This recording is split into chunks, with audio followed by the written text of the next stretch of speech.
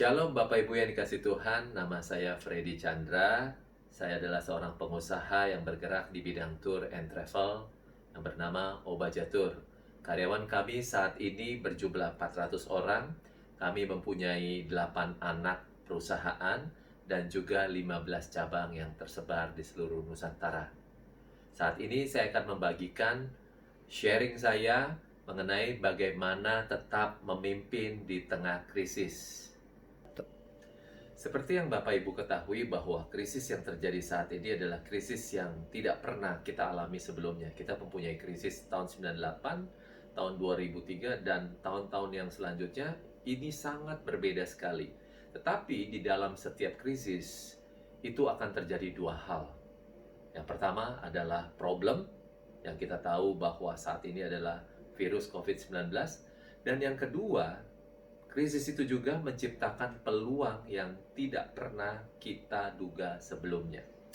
Saya mau membahas dari sisi peluang, karena saya tidak akan membahas dari sisi problem, karena saya tahu kita semua sekarang di dalam problem yang sama. Tapi saya mau kita sama-sama untuk memperhatikan peluang apa yang timbul lewat krisis ini. Yang pertama, peluang yang timbul adalah dari sesuatu yang tidak jelas sebelumnya, sekarang menjadi jelas. Contohnya seperti apa Bapak Ibu? Seperti kita ketahui bahwa pada saat sebelum krisis, kita akan sangat sulit sekali melakukan pekerjaan karena kita tidak punya waktu. Tetapi dengan adanya krisis ini, kita work from home, waktu kita menjadi banyak. Sesuatu yang tadinya sulit dipelajari, saat ini menjadi sangat mudah. Contoh, istri saya di rumah yang tadinya tidak bisa buat roti, karena dia punya waktu untuk melihat di YouTube sekarang, karena tidak perlu antar jemput anak saya, dia lihat di YouTube dan dia langsung praktekkan, rotinya jadi. Ya. Dan juga di waktu-waktu sebelumnya, sebelum krisis, di kantor kami sangat sulit untuk mengadakan training atau mengadakan seminar atau mengadakan managerial knowledge gitu, itu akan sangat sulit dilakukan karena semuanya sibuk cari sales.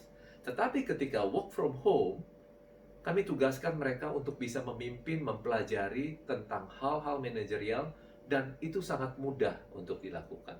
Belum lagi hal-hal yang lainnya. Ya, jadi peluang yang pertama di dalam krisis ini adalah crisis create clarity. Sekali lagi, crisis create clarity. Sesuatu yang sangat sulit dilakukan dahulu, sekarang menjadi sangat mudah. Yang kedua, Bapak Ibu, krisis juga menciptakan peluang secara finansial. Apa yang terjadi saat ini bahwa banyak perusahaan yang saat ini mempunyai keuangan yang baik, cash flow yang baik, mereka dapat menggunakan uangnya untuk membeli saham yang sangat murah. Ya, bisa membeli kondisi mata uang yang saat ini sedang jatuh. Bisa membeli perusahaan-perusahaan yang membutuhkan dana dengan harga yang murah. Jadi ada peluang finansial di sana, dan krisis menciptakan cash. Artinya cash now is a king. Saya bilang begini, how fast your respond will determine how fast you get out from the crisis. Jadi seberapa cepat kita melihat peluang di sana, dengan uang yang ada, kita bisa menciptakan uang yang lebih besar lagi. Artinya kita bisa gercep gitu ya, gerak cepat untuk melihat peluang ini ada. Ya. Dan yang ketiga, krisis juga menciptakan peluang bisnis yang lain yang sesuai dengan kondisi saat krisis tersebut. Saat ini yang terjadi adalah krisis kesehatan. Seperti Bapak Ibu tahu, kalau krisis kesehatan, maka bisnis yang muncul akan sesuai dengan kondisi krisis tersebut. Saat ini, potensial winners dari setiap bisnis yang ada adalah bisnis peralatan kesehatan, bisnis rumah sakit, bisnis yang berhubungan dengan di rumah, online entertainment, berhubungan dengan internet. Ya, semua orang ada di rumah, semua orang pakai internet. Semua orang juga butuh makanan karena semua restoran ini tutup saat ini, cuma bisa take away. Dan ada keterbatasan lain. Dan kita tahu, kita harus mencari dan menemukan bisnis apa yang paling saat ini dibutuhkan oleh kondisi yang seperti ini. Dan saya juga bisa sharingkan sedikit bahwa beberapa perusahaan yang besar seperti Gucci atau Louis Vuitton, hari ini mereka produksi masker. Mereka tidak produksi tas. Mereka tidak produksi jewelry dan lain sebagainya karena tidak dibutuhkan. Dan juga perusahaan-perusahaan mobil hari ini juga berhenti dari produksinya dan mereka produksi ventilator. Apa hubungannya? Karena saat ini di penyakit COVID-19 paling dibutuhkan adalah ventilator untuk mereka supaya bisa bernafas. Kira-kira ini contoh-contoh yang ada di dalam setiap peluang yang bisa timbul dari krisis ini. Setelah Bapak Ibu mengetahui peluang-peluang apa saja yang mungkin muncul di saat-saat krisis, tibalah saatnya kita untuk merencanakan. Ada 2 tips di dalam merencanakan. Yang pertama, besar kemungkinan ketika pertama kali kita menyusun rencana ini pasti penuh dengan kekurangan atau ada kesalahan. Dan yang kedua, ketika kita merencanakan, kita harus berpikir secara think long term and plan short term. Nah, di dalam perencanaan ini saya ingin memberikan contoh apa yang terjadi di perusahaan kami. Seperti Bapak Ibu ketahui bahwa perusahaan kami adalah perusahaan yang paling terdampak atau terkapar di saat COVID-19 ini terjadi. Karena di bulan Februari omset kami berkurang 50%, di Maret omset kami hilang 90%, dan di April, Bapak Ibu bisa bayangkan, sisa berapa persen. Barusan kita lewati bulan April, dan kita sudah dapatkan hasilnya. Dan saya mengajak seluruh komponen di dalam perusahaan kami untuk kita sama-sama berpikir. Tetapi sebelum saya memikirkan hal-hal tersebut, di dalam setiap hari saya bersaat teduh. Saya minta kepada Tuhan, di saat-saat yang paling gelap seperti ini, kami seorang pemimpin membutuhkan pertolongan dari Tuhan. Dan saya berdoa. Satu kali ketika saya merenungkan firman Tuhan dan di dalam bacaan Alkitab saya 1 tahun, saya membaca di kitab Pengkhotbah 11 ayat yang kedua, 1, 2, 4, dan 6. Dikatakan seperti ini. Invest what you have. Di dalam bahasa Inggris kebetulan saya baca. Jadi, investasikanlah dengan apa yang kamu punya. Because after a while, you will get the return. Jadi, kalau kita menginvestasikan sesuatu, maka setelah beberapa waktu lamanya, kamu akan mendapat keuntungannya. Dan itu kita tahu.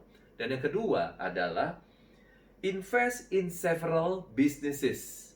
Ya, invest di dalam beberapa bisnis. Ya, karena kamu tidak tahu bencana apa, wabah apa yang akan terjadi di dalam kehidupan kita. Saat itu saya merasakan Tuhan berbicara kepada saya dengan sangat jelas. Saya lihat bisnis saya sedang terkapar, bisnis saya sedang loose, hilang, dan tidak ada isutan tiket apa-apa. Yang terjadi adalah semua orang refund tiketnya, sehingga tidak ada pemasukan buat kami. Dan ketika Tuhan bicara invest what you have, apa yang saya punya? Saya punya hari ini karyawan 400. Saya punya hari ini uang cash yang masih bertahan untuk kita bertahan. Hari ini kita punya apa? Kita punya gedung untuk kita bisa nampung segala sesuatu di dalam gedung itu.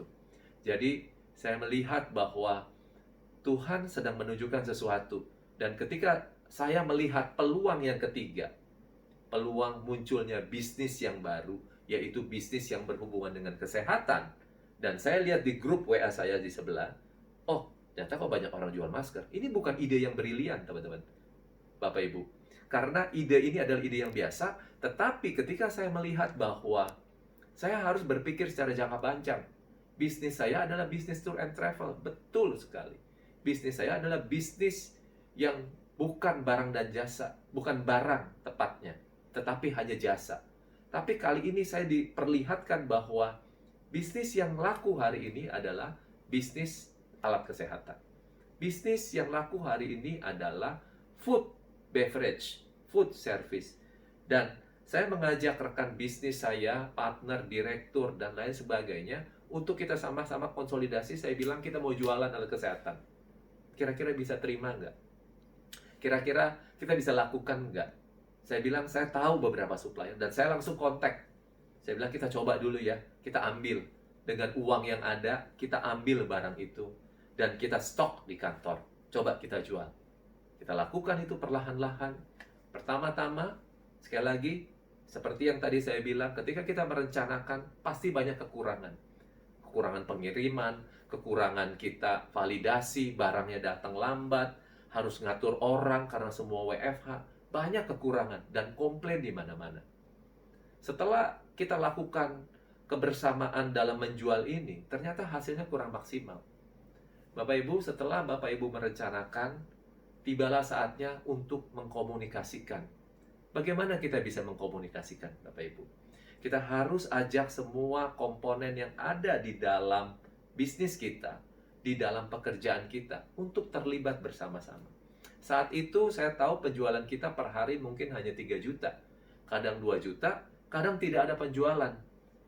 Kemudian saya mengumpulkan seluruh tenaga penjual kami. Saya adakan briefing, saya adakan Zoom.